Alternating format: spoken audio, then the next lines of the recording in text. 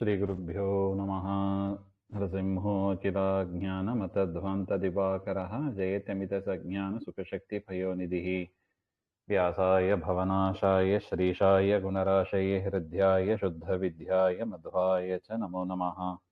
ಪ್ರಥಮೋ ಹನುಮಾನ್ ನಾಮ ದ್ವಿತೀಯೋ ಭೀಮ ಏವ ಚ ಪೂರ್ಣಪ್ರಜ್ಞಸ್ಮೃತಿಯಸ್ತು ಭಗವತ್ಕಾರ್ಯಸಾಧಕಃ ಆಪಾದಮೌಲಿಪರ್ಯಂతం ಗುರುಣಾಮಾಕೃತಿಂ ಸ್ಮರೇತೇನ ವಿಘ್ನಾಃ ಪ್ರಣಶ್ಯಂತಿ ಸಿದ್ಧ್ಯಂತಿ ಚ ಮನೋರಥಾಃ. ಶ್ರೀಗುರುಭ್ಯೋ ನಮಃ. ಸೃಷ್ಟಿಸ್ಥಿತ್ಯಪ್ಯಯೇಹ ನಿಯತಿ ದೃಶಿತಮೋ ಬಂಧಮೋಕ್ಷಾಶ್ಚ ಯಸ್ಮಾದಸ್ಯ ಶ್ರೀ ಬ್ರಹ್ಮರುದ್ರ ಪ್ರಭೃತಿ ಸುರನರದ್ವೀಷಶತ್ರುವಾತ್ಮಕಸ್ಯ ವಿಷ್ಣೋರ್ವ್ಯಸ್ತಾ ಸಮಸ್ತಾ ಸಕಲಗುಣನಿಧಿಃ ಸರ್ವದೋಷವ್ಯಪೇತಃ ಪೂರ್ಣಾನಂದೋ ವ್ಯಯೋ ಯೋ ಗುರುರಪಿ ಪರಮಃ ಚಿಂತಯೇತ್ ತಂ ಮಹಾಂತಂ ಜನ್ಮಾದ್ಯಸ್ಯ ಯತೋನ್ಮಯಾದಿತರತಶ್ಚಾರ್ಥೇष्वभिज्ञस्वराट् तेने ब्रह्महृदाय आदिकवये मुह्यन्ति यं सूरयः तेजो वारिमृदां यथा विनिमयो यत्र त्रिसर्गो मृषा धाम्ना स्वेन सदा निरस्तकुहकं सत्यं परं धीमहि.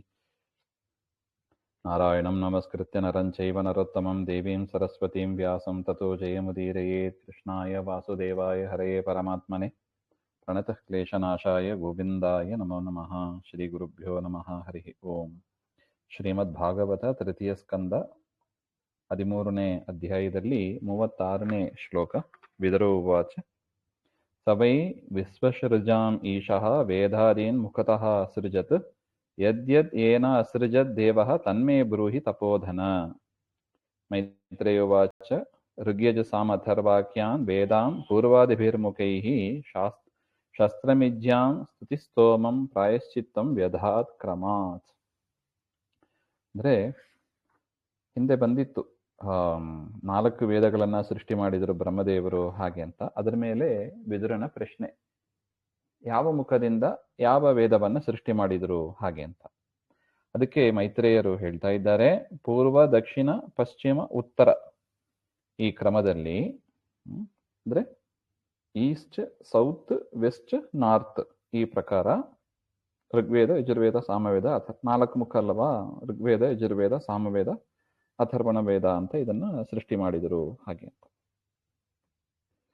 ಪೂರ್ವಾದಿಭಿ ಮುಖೈಹಿ ಶಸ್ತ್ರಮಿಜ್ಯಾಂ ಸ್ತುತಿಸ್ತೋಮಂ. ಅಷ್ಟು ಮಾತ್ರ ಅಲ್ಲ, ಶಸ್ತ್ರಂ. ಶಸ್ತ್ರಂ ಅಂದ್ರೆ ಋಗ್ವೇದ ಮಂತ್ರ ಶಾಸನಂ ಹೋತುಹು ಕರ್ಮ ಹಾಗೆ ಅಂತ ಬರೀತಾರೆ.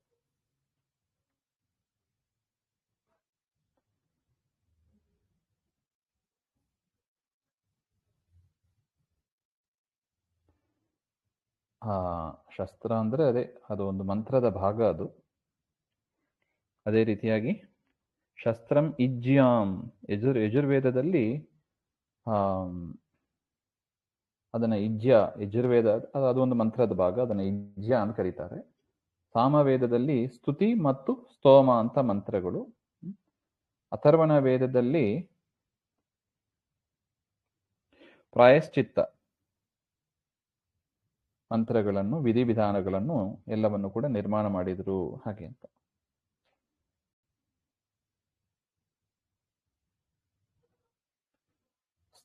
ಸ್ತುತಿ ಮತ್ತು ಸ್ತೋಮ ವ್ಯತ್ಯಾಸ ಇಷ್ಟೇ, ಎರಡು ಸ್ತೋತ್ರವೇ.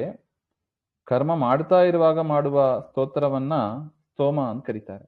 ಉದಾಹರಣೆಗೆ ಸಂಧ್ಯಾವಂದನೆ ಮಾಡ್ತೀವಿ ಅಥವಾ ಒಂದು ಹೋಮ ಮಾಡ್ತೀವಿ, ಆ ಹೋಮ ಕಾಲದಲ್ಲೇ ಮಾಡುವ ಸ್ತೋತ್ರವನ್ನ ಅದನ್ನ ಸ್ತೋಮ ಅಂತ ಕರೀತಾರೆ. ಬೇರೆ ಕಾಲದಲ್ಲಿ ಮಾಡುವ ಸ್ತೋತ್ರಗಳನ್ನ ಸ್ತುತಿ ಅಂತ ಕರೀತಾರೆ. ಇದು ಸ್ತುತಿ ಸ್ತೋಮಕ್ಕೆ ಇರುವ ವ್ಯತ್ಯಾಸ. ಇನ್ನು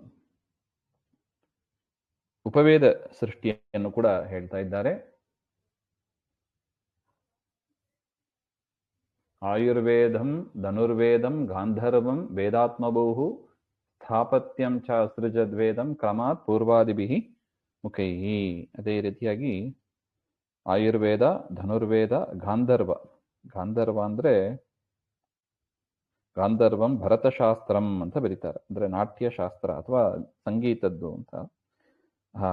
ಮತ್ತು ಸ್ಥಾಪತ್ಯ ಅಂದ್ರೆ ಶಿಲ್ಪಶಾಸ್ತ್ರ. ಅದನ್ನು ಕೂಡ ಪೂರ್ವಾದಿ ಕ್ರಮದಲ್ಲಿ ಸೃಷ್ಟಿ ಮಾಡಿದರು. ಇತಿಹಾಸ ಪುರಾಣಂಚ ಪಂಚಮಂ ವೇದಮೀಶ್ವರಃ ಸರ್ವೇಭ್ಯಃ ಏವ ವಕ್ತೃಭ್ಯಃ ಸಸೃಜೆ ಸರ್ವದರ್ಶನ. ಇತಿಹಾಸ ಪುರಾಣಗಳು ಅದನ್ನು ಕೂಡ ಸೃಷ್ಟಿ ಮಾಡಿದರು.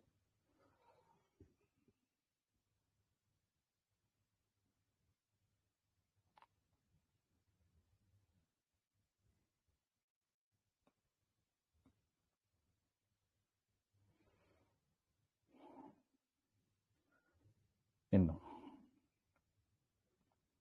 ಷೋಡಶಯುಕ್ತೌ ಪೂರ್ವವಕ್ತ್ರಾತ್ ಪುರಿಷ್ಯಾಗ್ನಿಷ್ಟು ತಾವಥ ಪುರಿಷ್ಯ ಅಗ್ನಿಷ್ಠುತೌ ಅಥ ಹಾಗೆ ಅಂತ ಆಪ್ತಯೋರ್ಮಾ ಅತಿರಾತ್ರೌ ಚ ವಾಜಪೇಯಂ ಸಗೋಸವಂ ತಪಶ್ಶೌಚಂ ದಯಾಸತ್ಯಂ ಧರ್ಮಸ್ಯ ಇತಿ ಪದಾನಿ ಚ ಆಶ್ರಮಾಂಶ್ಚ ಯಥಾಸಂಖ್ಯಂ ಅಸೃಜತ್ ಸಹ ವೃತ್ತಿಭಿಃ ಹಾಗೆ ಅಂತ. ಅಂದ್ರೆ ಆಯುರ್ವೇದ, ಧನುರ್ವೇದ ಆಯ್ತಲ್ವಾ, ಗಂಧರ್ವ ವಿದ್ಯಾ ಮತ್ತೆ ಶಿಲ್ಪಶಾಸ್ತ್ರ ಅದನ್ನು ಸೃಷ್ಟಿ ಮಾಡಿ, ಇತಿಹಾಸ ಪುರಾಣಗಳು, ತದನಂತರ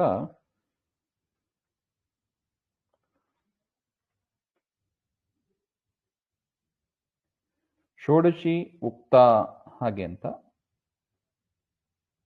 ಇದೆಲ್ಲ ಯಜ್ಞಗಳು. ಪೂರ್ವ ಮುಖದಿಂದ ಷೋಡಶಿ ಮತ್ತು ಉಕ್ತ ಅಂತ, ದಕ್ಷಿಣದಲ್ಲಿ ಪುರೀಷ್ಯ ಮತ್ತು ಅಗ್ನಿಸ್ತುತಿ, ಪಶ್ಚಿಮದಲ್ಲಿ ಆಪ್ತೋರ್ಯಾಮ ಮತ್ತು ಅತಿರಾತ್ರ ಅಂತ, ಪೂರ್ವದಲ್ಲಿ ಗೋಸವ ಮತ್ತು ವಾಜಪೇಯ ಅಂತ, ಇದೆಲ್ಲ ಯಜ್ಞಗಳು. ಇದನ್ನೆಲ್ಲ ಸೃಷ್ಟಿ ಮಾಡಿದರು ಹಾಗೆ ಅಂತ ನೋಡಿ. ಷೋಡಶಾದಯಾ ಯಜ್ಞ ವಿಶೇಷ ಅಂತ ಬರೀತಾರೆ. ಇದೆಲ್ಲ ಯಜ್ಞದ ಒಂದು ಹೆಸರು, ಇದೆಲ್ಲ ಅದನ್ನ ಸೃಷ್ಟಿ ಮಾಡಿದರು. ಇನ್ನು ತಪಶೌಚಂ ದಯಾಸತ್ಯಂ ಧರ್ಮಸ್ಯ ಇತಿ ಪದಾನಿ ಚ ಆಶ್ರಮಾಂಶ್ಚ ಯಥಾಸಂಖ್ಯಂ ಅಸೃಜತ್ ಸಹವೃತ್ತಿಭಿಃ ಹಾಗೆ ಅಂತ. ಅಂದ್ರೆ ಪೂರ್ವ, ದಕ್ಷಿಣ, ಪಶ್ಚಿಮ, ಉತ್ತರ ಮುಖದಿಂದ ಕ್ರಮವಾಗಿ ತಪಸ್ಸು, ಶೌಚ, ದಯಾ, ಸತ್ಯ ಅಂತ ಧರ್ಮದ 4 ಪಾದಗಳು ಇದು ಅಲ್ವೇ, ನಾವು ಹಿಂದೆ ನೋಡಿದ್ದೀವಿ. ಅದನ್ನ ಸೃಷ್ಟಿ ಮಾಡಿದ್ರು. ಮತ್ತು ಆಶ್ರಮ ಧರ್ಮಗಳು, ಆ ಆಶ್ರಮಕ್ಕೆ 4 ಆಶ್ರಮ ಇದಲ್ವಾ, ಬ್ರಾಹ್ಮಣ, ಕ್ಷತ್ರಿಯ, ವೈಶ್ಯ, ಶೂದ್ರ ಅಂತ. ಆ ಆಶ್ರಮಕ್ಕೆ ತಕ್ಕಂತೆ ವೃತ್ತಿಗಳು, ಅದನ್ನು ಕೂಡ ಸೃಷ್ಟಿ ಮಾಡಿದರು ಹಾಗೆ ಅಂತ. ಅಂದರೆ ಭಿಕ್ಷೆ ಹಾಕೋದು, ಭಿಕ್ಷೆ ಬೇಡೋದು, ಭಿಕ್ಷೆ ಹಾಕೋದು, ಅತಿಥಿ ಪೂಜೆ ಮಾಡೋದು, ಮತ್ತು ವನವಾಸ ಮಾಡೋದು, ವನದಲ್ಲಿ ವಾಸ ಮಾಡೋದು, ಸರ್ವಸಂಗ ಪರಿತ್ಯಾಗ, ಇವುಗಳು.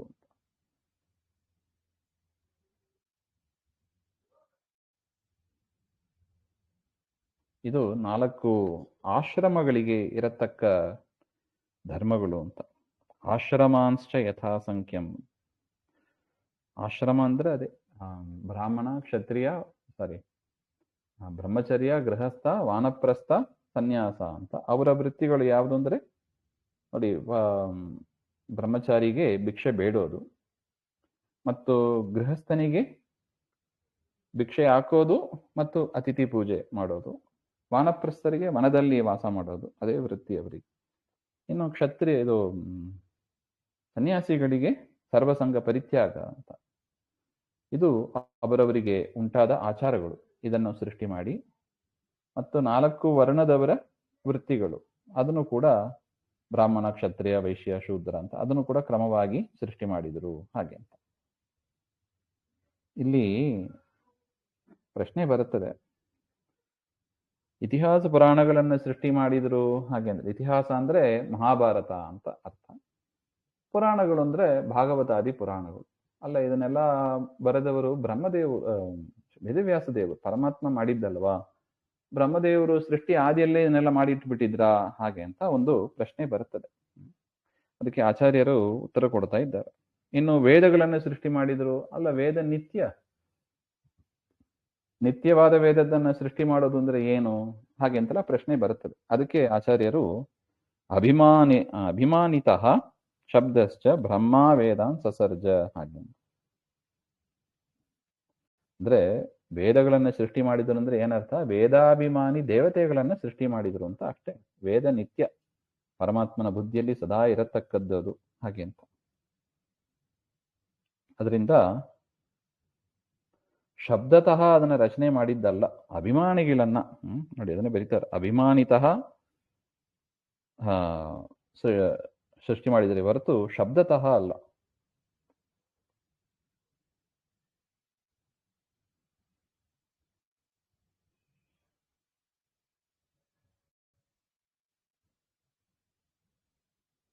ಇನ್ನು ಪರಮಾತ್ಮ ಬ್ರಹ್ಮದೇವರಿಗೆ ಉಪದೇಶ ಮಾಡಿದ ವೇದಗಳನ್ನ ಯಾವಾಗ ಹಿಂದಿನ ಕಲ್ಪದಲ್ಲೇ ಮಾಡಿದ್ದಾನೆ. ಉದಾಹರಣೆಗೆ ವಾಯುದೇವರಾಗಿರುವಾಗಲೂ ಅನೇಕ ಬಾರಿ ಮಾಡಿದ್ದಾರೆ, ವೇದ ಉಪದೇಶ ಮಾಡಿದ್ದಾರೆ. ಅದೆಲ್ಲ ಆ ಬ್ರಹ್ಮದೇವರಾಗಿ ಬಂದಾಗಲೂ ಅವರ ತಲೆಯಲ್ಲಿ ಹಾಗೆ ಕೂತಿರುತ್ತದೆ. ಅದು ಆ ಕ್ರಮವನ್ನ ಅನುಸರಿಸಿ ಬ್ರಹ್ಮದೇವರು ಅದನ್ನ ಉಚ್ಚಾರಣೆ ಮಾಡಿದರು ಹಾಗೆ ಅಂತ ಅರ್ಥ. ಅದರಿಂದ ಬ್ರಹ್ಮದೇವರು ಸೃಷ್ಟಿ ಮಾಡಿದರು ಅಂದ್ರೆ ಏನು? ಒಂದು, ಅಭಿಮಾನಿ ದೇವತೆಗಳನ್ನ ಸೃಷ್ಟಿ ಮಾಡಿದರು. ಎರಡನೇದು, ಪರಮಾತ್ಮ ಮೊದಲೇ ಉಪದೇಶ ಮಾಡಿ ಇಟ್ಟಿದ್ದ ಆ ಉಪದೇಶ ಕ್ರಮದಲ್ಲಿ ಆ ಶಬ್ದಗಳನ್ನ ಸೇರಿಸಿ ಅದನ್ನು ಉಚ್ಚಾರಣೆ ಮಾಡಿದರು, ವೇದ ಉಚ್ಚಾರಣೆ ಮಾಡಿದರು. ಅದೇ ವೇದದ ಸೃಷ್ಟಿಯಿಂದ ಅರ್ಥ. ಹೊರತು ಇಲ್ಲದೇ ಇದ್ದದ್ದನ್ನ ಹೊಸದಾಗಿ ಸೃಷ್ಟಿ ಮಾಡಿದರು ಆ ಅರ್ಥದಲ್ಲಿ ನಾವು ತೆಗೆದುಕೊಳ್ಳಬಾರದು ಹಾಗೆ ಅಂತ ಅರ್ಥ.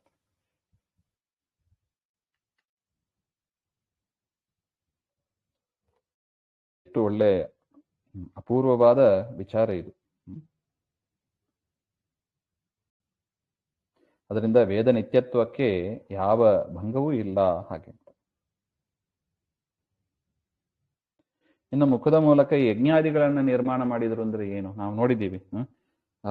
ಷೋಡಶಿ ಉಕ್ತ ಅಂತೆಲ್ಲ ಹೇಳಿದೀವಿ. ಏನು ಮುಖದಿಂದ ಯಜ್ಞಗಳನ್ನ ಸೃಷ್ಟಿ ಮಾಡಿದ್ರು ಅಂದ್ರೆ ಏನ್ ಅರ್ಥನೇ ಆಗೋದಿಲ್ಲಲ್ಲ. ಹಾಗೆ ಅಂದ್ರೆ ಯಜ್ಞ ಅಂದ್ರೆ ನಮಗ್ ಗೊತ್ತಿದ್ದು ಒಂದು ಕುಂಡ ಇರಬೇಕು, ಅಲ್ಲಿ ಅಗ್ನಿ ಇರಬೇಕು ಹಾಗೆ ಅಂತ.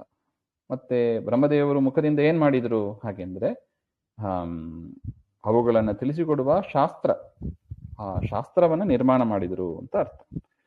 ನೋಡಿ, ಯಜ್ಞಾದೀನ್ ಚಕ್ಲಿಪೆ ವಾಚಾ ತಥಾ ಸರ್ವಾಭಿಮಾನಿನಃ. ಯಜ್ಞಕ್ಕೆ ಅಭಿಮಾನಿಗಳು ಮತ್ತು ಅದಕ್ಕೆ ಬೇಕಾಗಿರುವ ಶಾಸ್ತ್ರ, ಆ ಯಜ್ಞವನ್ನ ಮಾಡೋದಕ್ಕೆ ತಿಳಿಸಿಕೊಡತಕ್ಕ ಶಾಸ್ತ್ರಗಳನ್ನ ನಿರ್ಮಾಣ ಮಾಡಿದ್ರು ಅಂತ ಅಷ್ಟೇ ಅರ್ಥ.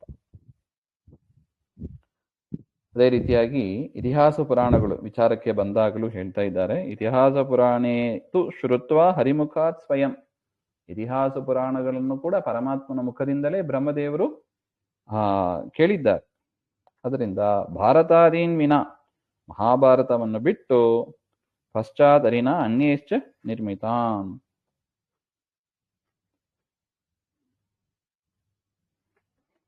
ತಾವೇನು ಪರಮಾತ್ಮನಿಂದ ಇತಿಹಾಸ ಪುರಾಣಗಳನ್ನ ಪಡೆದಿದ್ರು ಅದನ್ನೇ ರುದ್ರಾದಿಗಳಿಗೆ ಉಪದೇಶ ಮಾಡಿದರು ಅಂತ. ಇದನ್ನೇ ಇತಿಹಾಸ ಪುರಾಣಗಳ ರಚನೆ ಅಂತ. ವೇದ ಹೇಗೋ ಹಾಗೆ ಇದನ್ನು ಇಟ್ಕೋಬೇಕು ಹಾಗೆ ಅಂತ. ಪರಮಾತ್ಮ ಮೂಲ ರೂಪದಲ್ಲೂ ವೇದವ್ಯಾಸ ರೂಪದಲ್ಲೂ ಬೇರೆ ಬೇರೆಯಾಗಿ ಮಹಾಭಾರತ, ಇತಿಹಾಸ, ಮಹಾಭಾರತ ಮುಂತಾದ ಇತಿಹಾಸಗಳನ್ನು, ಭಾಗವತ ಮುಂತಾದ ಪುರಾಣಗಳನ್ನು ಪರಮಾತ್ಮ ರಚನೆ ಮಾಡಿದ್ದಾನೆ.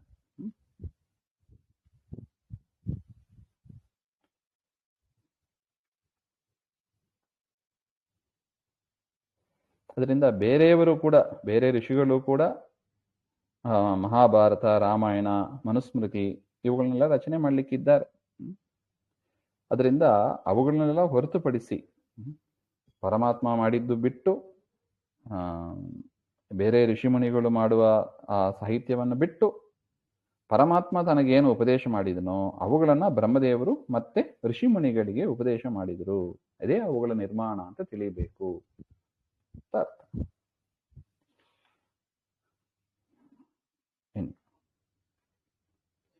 ಸಾವಿತ್ರಂ ಪ್ರಾಜಾಪತ್ಯಂ ಚ ಬ್ರಾಹ್ಮಂ ಚಾತ ಬೃಹತ್ ತಥಾ ವಾರ್ತಾ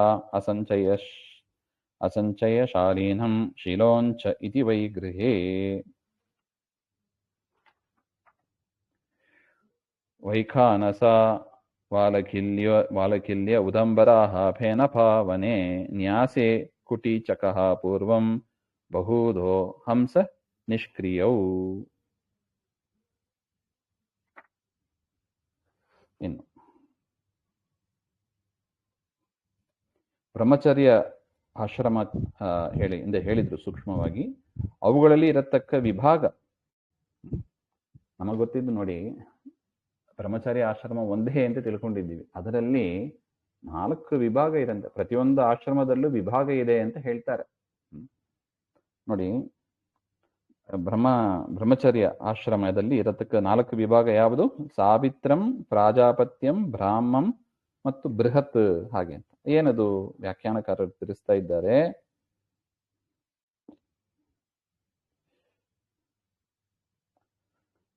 ಸಾವಿತ್ರ ಬ್ರಹ್ಮಚರ್ಯ ಅಂದ್ರೆ ಉಪನಯನ ಆದ ಬಳಿಕ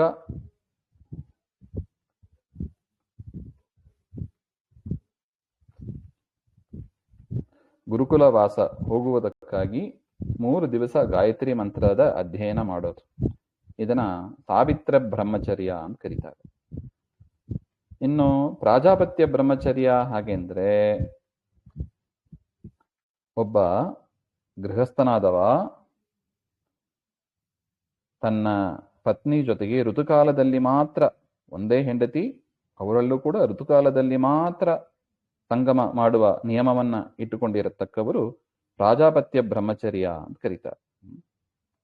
ಇನ್ನು ಬ್ರಹ್ಮಚರ್ಯ ಹಾಗೆಂದ್ರೆ 12 ವರ್ಷ ಕಾಲ ಬ್ರಹ್ಮಚಾರಿಯಾಗಿ ಗುರುಕುಲದಲ್ಲೇ ವಾಸ ಮಾಡಿ ಅಧ್ಯಯನ ಮಾಡತಕ್ಕವರು ಬ್ರಹ್ಮಚರ್ಯ. ಬೃಹತ್ ಬ್ರಹ್ಮಚರ್ಯ ಹಾಗೆಂದ್ರೆ ಜೀವನ ಪೂರ್ತಿ ಬ್ರಹ್ಮಚಾರಿಯಾಗಿ ಅವರು ಇದು ಬಿಡ್ತಾರೆ. ಅದನ್ನ ಬೃಹತ್ ಬ್ರಹ್ಮಚರ್ಯ ಅಂತ ಕರೀತಾರೆ.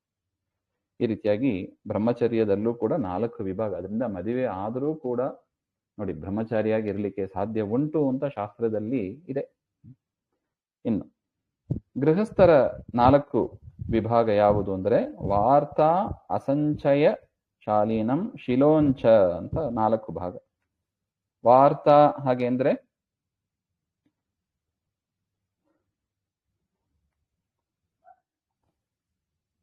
ಗೃಹಸ್ಥ ತನ್ನ ಮನೆಯಲ್ಲಿ ಧಾನ್ಯಗಳನ್ನ ಸಂಗ್ರಹ ಮಾಡಿ ಇಟ್ಟುಕೊಳ್ಳದೆ ಸದ್ಬ್ರಾಹ್ಮಣರ, ಸದ್ಗೃಹಸ್ಥರ ಮನೆಗೆ ಹೋಗಿ ಯಾಯುವಾರ ಅಂತ ಕರೀತಾರೆ ನೋಡಿ, ಭಿಕ್ಷಾಟನೆಯನ್ನು ಮಾಡಿ ತರೋದು, ಅದರಿಂದ ಬದುಕೋದು. ಇದನ್ನ ವಾರ್ತಾ ಅಂತ ಕರೀತಾರೆ. ಅಸಂಚಯ ಹಾಗೆಂದ್ರೆ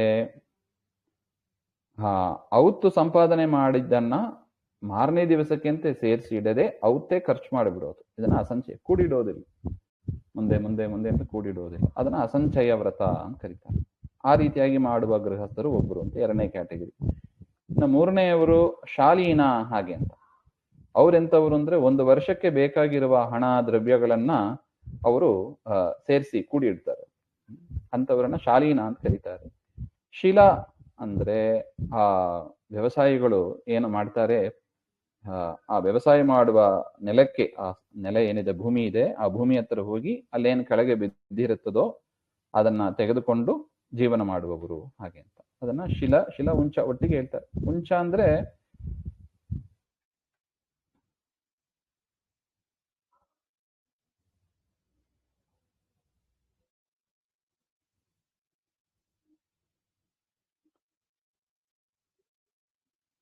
ಧಾನ್ಯಗಳನ್ನ ಮಾತ್ರ ಸಂಗ್ರಹ ಮಾಡಿ ಬದುಕೋದು ಹಾಗೆ ಅಂತ.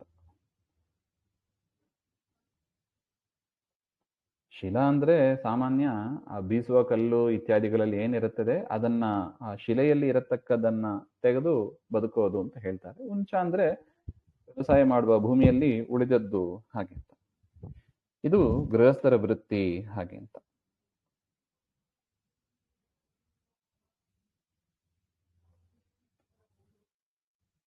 ಇದೆಲ್ಲ ವ್ಯಾಸ ಸ್ಮೃತಿಯಲ್ಲಿ ಬರುತ್ತದೆ ಹಾಗೆ ಅಂತ ಮತ್ತೆ ಆಚಾರ್ಯರು ತಿಳಿಸ್ತಾ ಇದ್ದಾರೆ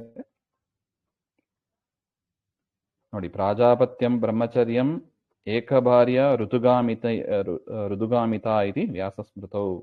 ವಾರ್ತಾ ಅಂದ್ರೆ ಯಾಯವಾರಂ, ಜ್ಞೇಯಂ ಏಕಾಹಿತ್ವಂ ಅಸಂಚಯ ಇತಿ ಚ ಹಾಗೆ ಅಂತ ಆಚಾರ್ಯರು ಅದಕ್ಕೆ ನಿರ್ಣಯವನ್ನ ಹೇಳ್ತಾ ಇದ್ದಾರೆ. ಇದು ಬ್ರಹ್ಮಚರ್ಯ, ಗೃಹಸ್ಥ ಇವರಲ್ಲಿ ಇರತಕ್ಕ ವಿಭಾಗ. ಇನ್ನು ವಾನಪ್ರಸ್ಥರು, ಅವರಲ್ಲಿ ವೈಖಾನಸ, ವಾಲಕಿಲ್ಯ, ಉದಂಬರ, ಫೇನಪ ಅಂತ ವನೆ ಹಾಗೆ ಅಂತ 4 ಭಾಗ. ವನೆ ಅಂದ್ರೆ ವಾನಪ್ರಸ್ಥಾಶ್ರಮ ಅಂತ ಅರ್ಥ. ಅದೇನದು 4 ವಿಭಾಗ ಏನದು? ಹಾಗೆ ವೈಖಾನಸ ಹಾಗೆ ಅಂದ್ರೆ ಅವರು ಗೆಡ್ಡೆ ಗೆಣಸು ಅಷ್ಟೇ ತಿಂದು ಬದುಕುವವರು, ಅವ್ರನ್ನ ವೈಖಾನಸರು ಅಂತ ಕರೀತಾರೆ. ಉದಂಬರ ಹಾಗೆ ಅಂದ್ರೆ ಹಣ್ಣುಗಳನ್ನ ಮಾತ್ರ ತಿಂದು ಬದುಕುವವರು. ವಾಲಕಿಲ್ಯ ವಾನಪ್ರಸ್ಥರು ಹಾಗೆ ಅಂದ್ರೆ ಗೆಣಸು ಹಣ್ಣುಗಳು ಎರಡನ್ನೂ ತಿನ್ನುವವರು ಅಂತ ಅರ್ಥ. ಅವ್ರನ್ನ ವಾಲಕಿಲ್ಯರು, ವಾನಪ್ರಸ್ಥರು. ಫೇನಪ ಹಾಗೆ ಅಂದ್ರೆ ಫೇನಪ ಅಂದ್ರೆ ನೊರೆ ಅಂತ ಅರ್ಥ. ಆ ಆಕಳಿನ ಕರು ಇದೆ ನೋಡಿ, ಆ ಕರುವಿನಿಂದ ಬರತಕ್ಕ ಹಾಲು, ಅದನ್ನ ಆ ನೊರೆ ತರ ಬರುತ್ತದೆ, ಅದನ್ನ ಮಾತ್ರ ತಿಂದು ಬದುಕುವವರು ಹಾಗೆ ಅಂತ. ಅವರನ್ನ ನೋಡಿ, ಕಷ್ಟ ಇದೆ ಅದೆಲ್ಲ. ಅವ್ರನ್ನ ವಾನಪ್ರಸ್ಥರು ಅಂತ. ಈ ರೀತಿಯಾಗಿ 4 ವಿಭಾಗ ಇದೆ ವಾನಪ್ರಸ್ಥರಲ್ಲೂ ಕೂಡ. ಇನ್ನು ಸನ್ಯಾಸ ಆಶ್ರಮ, ಅದರಲ್ಲೂ ಕೂಡ 4 ವಿಭಾಗ ಅಂತ ಹೇಳ್ತಾರೆ. ನ್ಯಾಸೆ ಅಂದ್ರೆ ಸನ್ಯಾಸ ಆಶ್ರಮದಲ್ಲಿ ಅಂತ ಅರ್ಥ. ಕುಟೀಚಕ, ಪೂರ್ವ, ಬಹುಧ, ಹಂಸ, ನಿಷ್ಕ್ರಿಯವು ಹಾಗೆ ಅಂತ.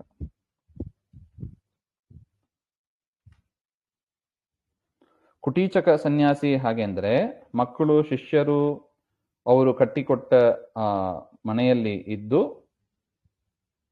ಒಂದೇ ಮನೆಯಲ್ಲೇ ಇರ್ತಾರೆ, ಇದ್ದು ಜೀವನವನ್ನ ಮಾಡತಕ್ಕವರು ಅಂತ ಅರ್ಥ. ಮಕ್ಕಳ ಜೊತೆಗೇನೆ ಇರ್ತಾರೆ, ಮಕ್ಕಳು ಶಿಷ್ಯರ ಜೊತೆಗೇನೆ ಇದ್ದು ಅವರು ಕೊಟ್ಟ ಮನೆಯಲ್ಲಿ ಇದ್ದು ಭಿಕ್ಷಾಟನೆ ಮಾಡ್ತಾ ಇರುವವರು ಅಂತ ಅರ್ಥ. ಇನ್ನು ಬಹುಧ ಸನ್ಯಾಸಿ ಹಾಗೆ ಅಂದ್ರೆ ಹಗಲು ರಾತ್ರಿ ಅಂತ ನೋಡದೆ ತೀರ್ಥಗಳಲ್ಲಿ ಯಾವಾಗ ಜಲವನ್ನು ಕಾಣ್ತಾರೋ ಆಗ ಆ ಸ್ನಾನ ಮಾಡಿ ಜೀವನ ಮಾಡತಕ್ಕವ್ರು. ಅಂದ್ರೆ ಇವರು ಯಾತ್ರೆ ಮಾಡ್ತಾರೆ. ಕುಟೀಚಕ ಯಾತ್ರೆ ಕಡಿಮೆ, ಅಲ್ಲೇ ಮನೆಯಲ್ಲೇ ಇರೋದು, ವಾಸ ಮಾಡಿಕೊಂಡು, ಆ ರೀತಿಯಾದ ಸನ್ಯಾಸಿ ಅವರು. ಎರಡನೆಯವರು ಎಲ್ಲಿ ಸಂಚಾರ ಮಾಡ್ತಾರೆ, ಎಲ್ಲಿ ನೀರು ಸಿಗ್ತದೋ ಅಲ್ಲಿ ಸ್ನಾನ ಮಾಡಿ ಜೀವನವನ್ನ ಮಾಡತಕ್ಕವರು ಹಾಗೆ ಅಂತ. ಅವ್ರನ್ನ ಬಹುಧ ಸನ್ಯಾಸಿ ಅಂತ ಕರೀತಾರೆ.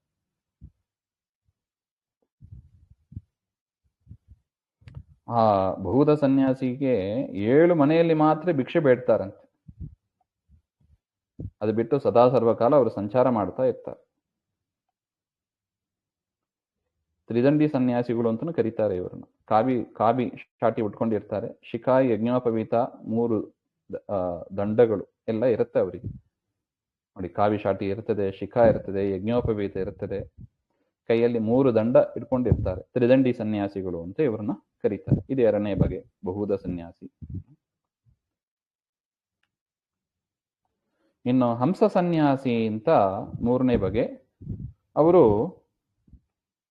ಕಾವಿ ಶಾಟಿ ಉಟ್ಕೊಂಡು ಶಿಖಾ, ಯಜ್ಞೋಪವೀತಗಳಿಂದ ಏಕದಂಡಿಯಾಗಿ ಇರ್ತಾರೆ, ಸಂಚಾರ ಮಾಡ್ತಾ ಇರ್ತಾರೆ.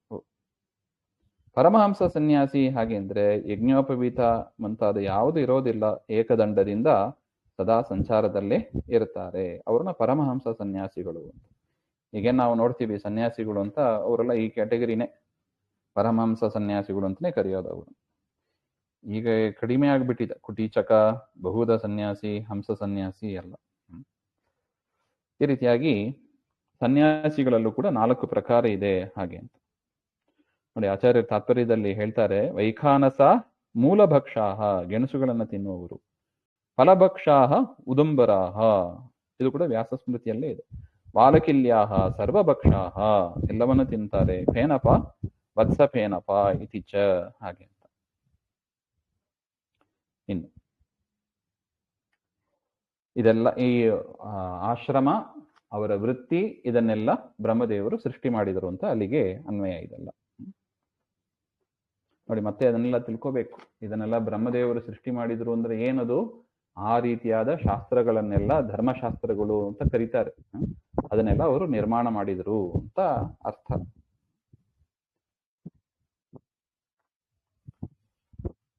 ಅಥವಾ ಅದಕ್ಕೆ ಅಭಿಮಾನಿ ದೇವತೆಗಳು 2 ರೀತಿಯಾಗಿ ಅರ್ಥ ಹೇಳ್ತಾರೆ. ಅಭಿಮಾನಿತಃ ಶಬ್ದತಃ ಹಾಗೆ ಅಂತ ಆಚಾರ್ಯರು ಅದನ್ನ ಸ್ಪಷ್ಟಪಡಿಸಿದ್ದಾರೆ.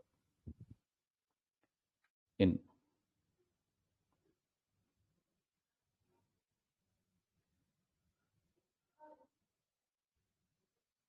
ಆನ್ವೀಕ್ಷಿಕಿ ತ್ರಯೀ ವಾರ್ತಾ ದಂಡನೀತಿಸ್ತಥೈವ ಚ ಏವಂ ವ್ಯವಹಾರಯಶ್ಚಾಸನ್ ಪ್ರಣವೇನ ಆಸ್ಪದಂಗತಾಃ.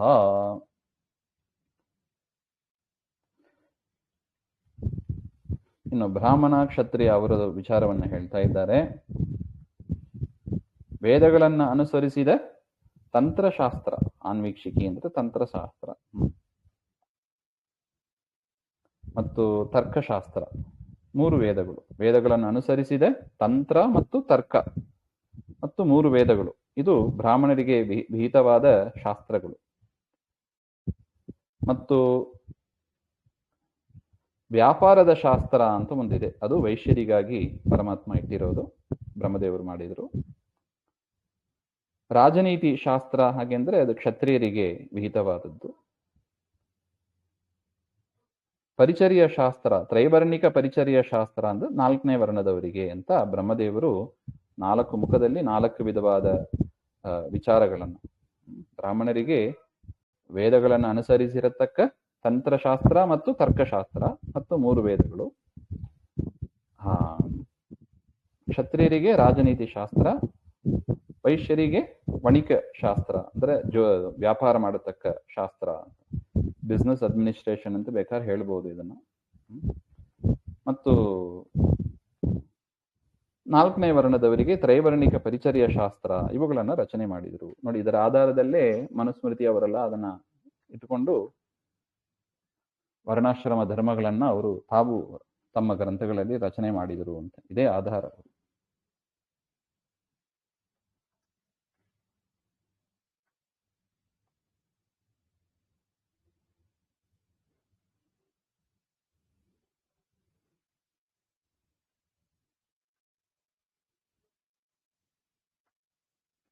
ಬ್ರಹ್ಮತರ್ಕ ಅಂತ ನೋಡಿ, ವೇದಕ್ಕೆ ಅನುಗುಣವಾಗಿ ಇರತಕ್ಕ ತರ್ಕವಿದ್ಯೆ ಅಂದ್ರೆ ಯಾವುದು? ಬ್ರಹ್ಮತರ್ಕ, ಬ್ರಹ್ಮಮೀಮಾಂಸಾ ಅಂತ ಕರಿತೀವಿ ಅದನ್ನು. ಆನ್ವೀಕ್ಷಿಕಿ ತಂತ್ರವಿದ್ಯಾ ಸಾಚ ವೇದಾನುಸಾರಿಣಿ ಅಂತ ಆಚಾರ್ಯರು ಹೇಳ್ತಾರೆ. ವಿಷ್ಣು ಪ್ರೋಕ್ತ, ಪರಮಾತ್ಮನಿಂದ ಹೇಳಲ್ಪಟ್ಟದ್ದು ಇದು. ಶಿವಾದ್ಯುಕ್ತ ಜ್ಞೇಯ ವೇದ ಬಹಿಷ್ಕೃತ, ಪಾಶುಪದ ಮುಂತಾದವುಗಳೆಲ್ಲ ರುದ್ರದೇವರು ಮಾಡಿದ್ದು ಅದು ವೇದದಿಂದ ಬಹಿಷ್ಕೃತವಾದದ್ದು. ಹಾಗೆ ದಂಡನೀತಿ ಇತಿ ರಾಜಧರ್ಮ ಸ್ತ್ರಯಿ ವೇದ ಪ್ರಕೀರ್ತಿತ. ದಂಡನೀತಿ ಅಂದ್ರೆ ಅದು ರಾಜರ ಧರ್ಮ, ಅದು ತ್ರಯಿ ಹಾಗೆಂದ್ರೆ ವೇದಗಳು ಅಂತ ಅರ್ಥ. ವಾರ್ತಾ ಹಾಗೆಂದ್ರೆ ವಾಣಿಜ್ಯಕಾದಿಹಿ ಸ್ಯಾದ್ ಏತಾಭಿಹಿ ಯತ್ತು ಜೀವನಂ. ವಾಣಿಜ್ಯ ಮಾಡಿ, ವಾಣಿಜ್ಯ ಮುಂತಾದವುಗಳನ್ನು ಮಾಡಿ ಹೇಗೆ ಬದುಕೋದು ಅದನ್ನು ತಿಳಿಸಿಕೊಡೋದು ವಾರ್ತಾ. ಹಾಗೆ ತದ್ ಆನ್ವೀಕ್ಷಿಕ್ಯಾದಿನಾಮ ಭ್ರಮಣ ನಿರ್ಮಿತಂ ಪುರ. ಇಂತಾದಗಳನ್ನ ಬ್ರಹ್ಮದೇವರು ಮೊದಲೇ ನಿರ್ಮಾಣ ಮಾಡಿದರು. ಹಾಗೆ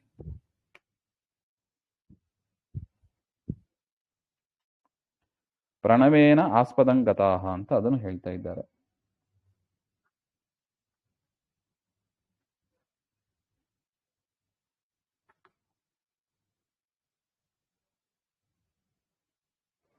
ಅದೇ ರೀತಿಯಾಗಿ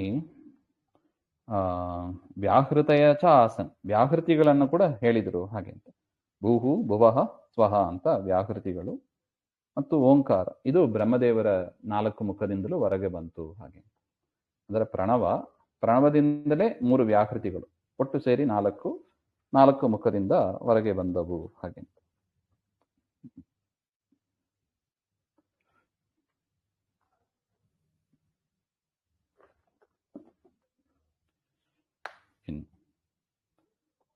ತಸ್ಯೋಷ್ಣಿಗಾಸೀತ್ ಲೋಮಭ್ಯೋ ಗಾಯತ್ರಿ ಚ ತ್ವಚೋ ವಿಭೋಃ ತ್ರಿಷ್ಟುಪ್ ಮಾಂಸಾತ್ ಶ್ರುತೋನುಷ್ಟುಪ್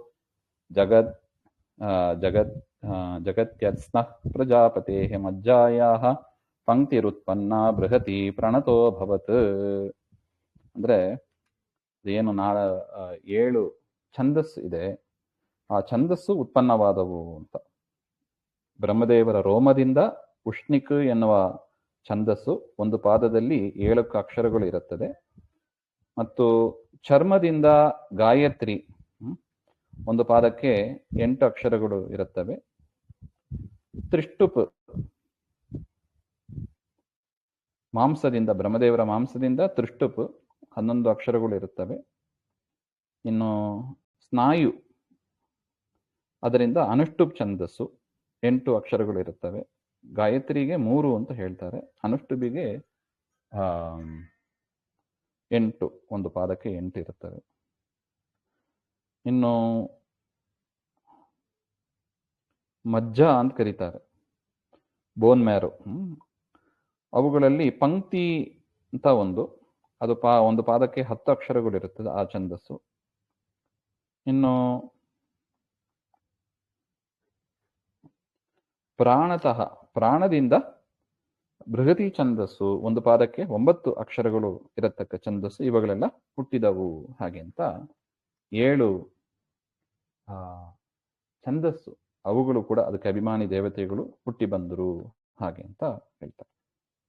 ಮುಂದಿನ ವಿಚಾರ ಮತ್ತೆ ನೋಡೋಣ. ಶ್ರೀಮದ್ ದುಹಾಂತರ್ಗತ ಶ್ರೀಕೃಷ್ಣ ಅರ್ಪಣಮಸ್ತು. ಶ್ರೀ ಹರೇ ನಮಃ.